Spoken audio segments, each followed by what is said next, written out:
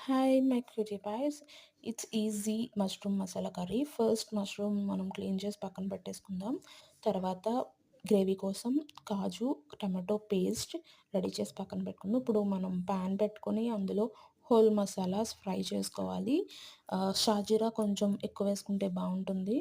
Whole masalas fry చేసిన తర్వాత onion, మిర్చి వేసి ఫ్రై చేసేసి అందులో అల్లం వెల్లుల్లి పేస్ట్ ఫ్రై చేసి తర్వాత మనం రెడీ చేసి పెట్టుకున్న మసాలా కూడా వేసి ఫ్రై చేసేస్తే ఇందులో కొంచెం సాల్ట్ వేసి ఫ్రై చేయండి. అప్పుడు ఆయిల్ సపరేట్ అయిన తర్వాత స్పైసెస్ అల్లం సారీ కారం, పసుపు, గరం మసాలా వేసి కొంచెం కలిపి గ్లాస్ హాఫ్ గ్లాస్ వాటర్ వేసి బాయిల్ వచ్చిన తర్వాత మష్రూమ్ వేసి 5 మినిట్స్ పెడితే బాయిల్ వస్తుంది.